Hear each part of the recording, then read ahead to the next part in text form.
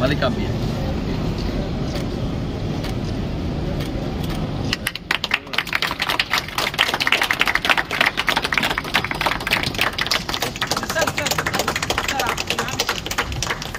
आप ये हाथ लगाइए। जी जी आइए। आप लोग भी आइए। मैम सब है।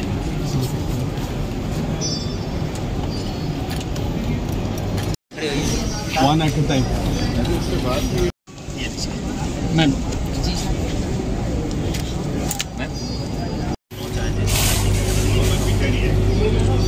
ऐसा वर्ल्ड में नहीं है।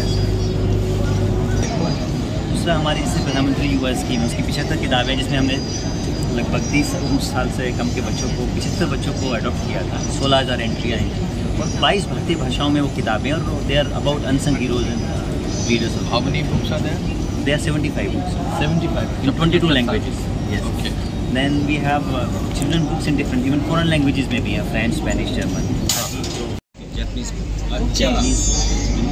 अच्छा, what is Ikigai about? So it's about life and how you can lead a better life and a happy life. There is another book, beta. I have Ikigai, and there's another one after Ikigai also. Yeah, there is like 2 books in the series and one for teen. Yes. Yeah. Very good. I'm so happy. बच्चे की नहीं हमने सुना है, पढ़ा तो मेरे पास घर। मैम आज एयरपोर्ट के देश का पहला रीडिंग लॉन्च। हाँ, मुझे बहुत खुशी और गर्व अनुभव हो रहा है कि हमारे काशी अंतर्राष्ट्रीय एयरपोर्ट पर आज देश का फ्री एयरपोर्ट लाउंज जो है प्रचालन प्रारंभ हो गया है। विधिवत आज शुभारंभ भी हो गया और आप जैसे देख सकते हैं हमारे सनबीम स्कूल की बच्चों को पुस्तक के बारे में कितनी सुंदर कहानियाँ बताया जा रहा है। ये हमने इसलिए प्रारंभ किया कि यात्री जो अपेक्षा में रहते यात्रा से पहले वो समय मोबाइल पे ना बिताए, पुस्तक के साथ जो हम बिछड़ रहे पुनः हम संपर्क करें और पुस्तक से हमको ज्ञान प्राप्त होता है। सदियों तक हमने पुस्तक से ज्ञान पाया है जो हम भूलने लग गए। मोबाइल से कई बार क्या होता है, आपका लाइट रोशनी जो मोबाइल से आंखों में आती है तो आई में ड्राइनेस का प्रॉब्लम भी आजकल बहुत कम उम्र में होने लगे। तो वही चीज़ प्रतीक्षा के समय पुस्तक पढ़ते हुए आनंद लेते हुए हिंदी और अंग्रेजी दोनों भाषा में यहाँ पुस्तक उपलब्ध होंगे। नेशनल बुक ट्रस्ट का पब्लिशिंग हाउस द्वारा पुस्तक के यहाँ रहेंगे और हम एक ऑथर्स मीट या पाठक की दृष्टि से भी पुस्तक के ऊपर भी महीने में एक कार्यक्रम करने वाले। तो हम आपकी यात्रा को रोचक बनाने के लिए प्रयास कर रहे हैं और ये प्रयास आशा करती हूँ सफल होगा, यात्रियों को अच्छा लगेगा और मुझे बहुत खुशी अनुभव हो रहा है। सर अपना परिचय। मेरा नाम युवराज मलिक है और मैं डायरेक्टर नेशनल बुक ट्रस्ट। आज सर एयरपोर्ट की तरीके से प्रधानमंत्री पहली बार देश में किसी एयरपोर्ट पर एक फ्री रीडिंग लाउंज की व्यवस्था की गई है। इसका पूरा उद्देश्य ये है कि किस प्रकार से हम समाज को बुक कल्चर से जोड़ें, उनके अंदर बुक संस्कृति का फैलाव हो और जो पैसेंजर्स समय से पहले यहाँ आ जाते हैं वो अपने समय का सदुपयोग कर सके और साथ ही साथ देश के उन गुमनाम शहीदों, हीरो, क्रांतिकारी, देश की सभ्यता, संस्कृति और विविधताओं को जानने का मौका मिले। उसके लिए हमने मुफ्त यानी कि कोई चार्जेस नहीं है, they can come freely and read, यहाँ कर एक बुक लाउंज की व्यवस्था की गई है।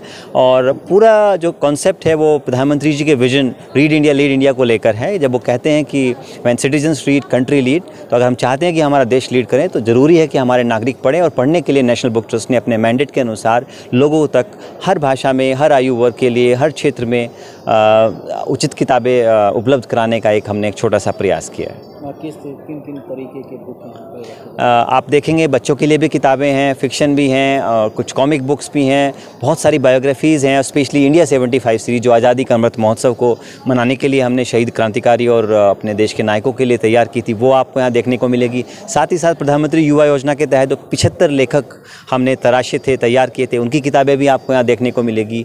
साथ ही साथ देश की सभ्यता, संस्कृति, हमारी ज्योग्राफी, इतिहास, उनसे जुड़े हुए विषय और केवल हिंदी इंग्लिश में नहीं बाकी भाषाओं में भी आपको यहाँ पढ़ने को मिलेंगे। तो आप यहाँ आएँ, एयरपोर्ट पर आएँ तो ज़रूर इसका अवलोकन करें और आपके पास जो उचित समय है उसका सदुपयोग करते हुए बुक रीडिंग लाउंज का फ़ायदा उठाएँ।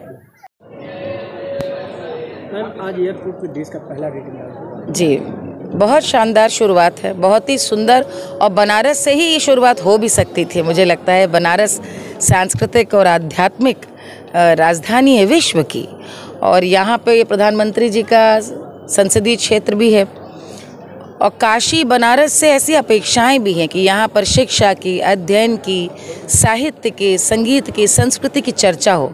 एनबीटी का जो ये प्रयास है, पूरा प्रकल्प है कि व्यक्ति अपना जहाज़ पकड़ने एयरपोर्ट समय से पहले आता है। यदि हम बनारस की बात करें तो जाम से बचने के लिए सब बाबतपुर समय से पहले आते हैं और एयरपोर्ट आ करके व्यर्थ में इधर उधर समय गंवाने से कितना सुंदर सार्थक सदुपयोग है समय का कि वो किताबें न सिर्फ पढ़े बल्कि किताब जहाँ जा रहा है गंतव्य में, मित्र क्या, परिवार में, उसके लिए उपहार स्वरूप भी खरीद कर ले जाए। बहुत सुंदर ये पूरा प्रकल्प है। इस सोच के लिए मैं बधाई देती हूँ।